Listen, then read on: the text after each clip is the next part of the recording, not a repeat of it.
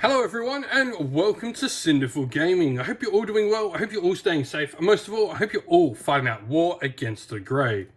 Today's video we've got something special. Now I want to give a thanks to Games Workshop, which have sent us out a copy of the Lord of the Rings Battle for Osgiliath box set that is going on pre-order this weekend.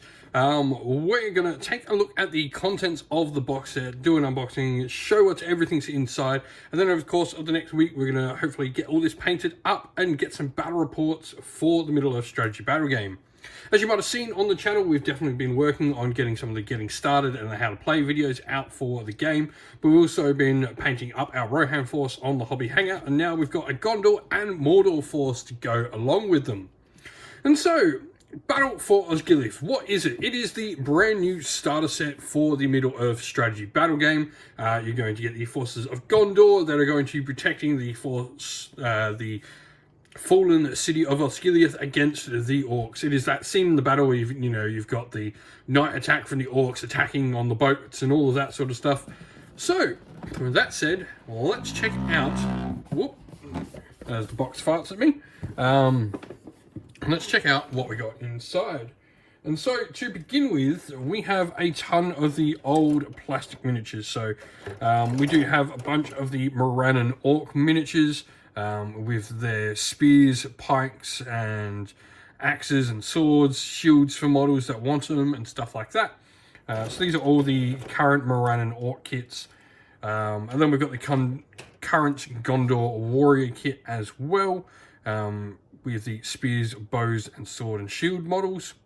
We've also got some Rangers of Gondor in here as well, so a sprue of the Rangers.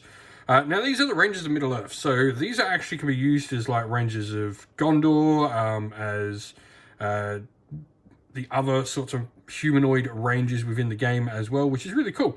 It does give them a lot of utility, so these might even be useful for people who don't have a Gondor force. You can paint these up in maybe more neutral tones, and stay away from, maybe iconographing them, putting iconography on them and stuff like that, and you've probably got a unit you can use across various factions. Now we now have the brilliant troll miniature. He's an old miniature, but I still think he looks amazing. You can make him into an armor troll if you want. You've got this giant shield, you've got the war drum, and all the good bits that you need for him here. The various different weapons on the sword, maul, and hammer. So really, really cool. And he's even got the spear as well. So cool, you can build the spear one if you want as well. Bunch of different head options. You can build the masks and stuff like that. You've got the helmet with a big crest. You've got the unhelmeted version as well. So this is a really cool kit. I've built one of these before.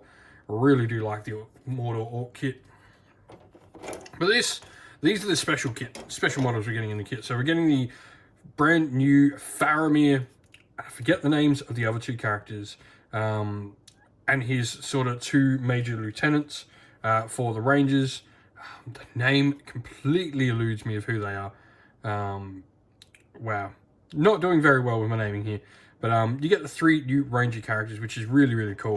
We've got parts of like the ruins of Osgiliath. Now, apparently, from what's been said on the reveal show, now I haven't put these together myself, but apparently you can build them without these ruin stuff, so you can make them much more sort of universal in how they look. But I think it adds a lot to the bases. It's pretty cool.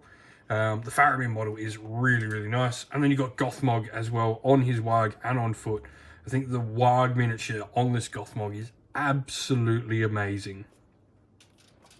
And then, cool enough, we get a ton of the Osgiliath ruins. So we get 4 sprues of the Osgiliath ruins, which I think are just awesome. They can be built in so many different ways. You can see the connecting joints where you don't even have to put them together. They'll probably set them in place to set them into something.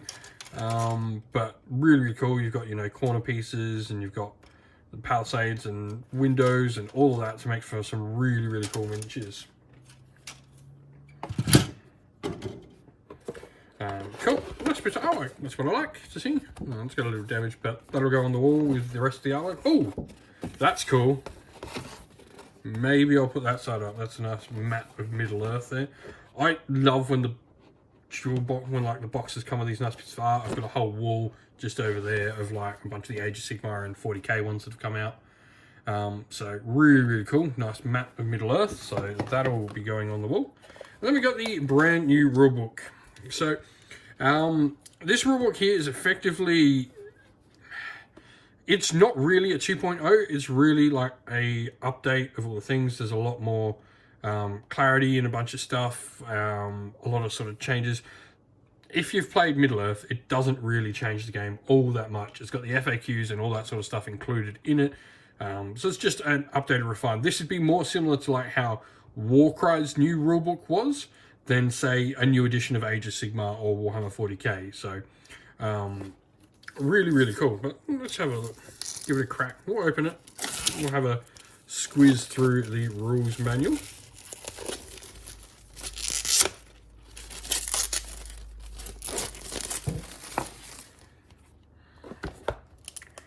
And so, we got that nice piece of artwork. So yeah, one of the things that I noticed about this was you got 6 scenarios in this instead now. And then we've got a brand new updated Armies of Middle-earth section where it sort of goes through and shows you a bunch of the different armies. Just so many nice pictures of nice models. Woohoo!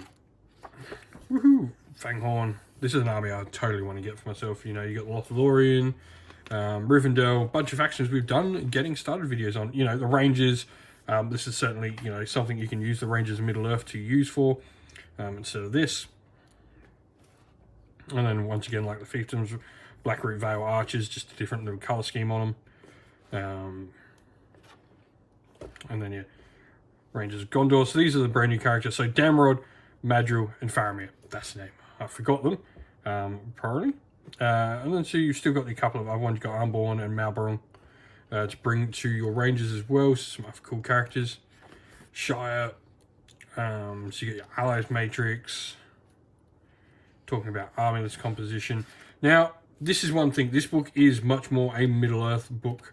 So it does talk about both games in, which is really cool. You got all your magical section, you know, nicely laid out, pictures of miniature.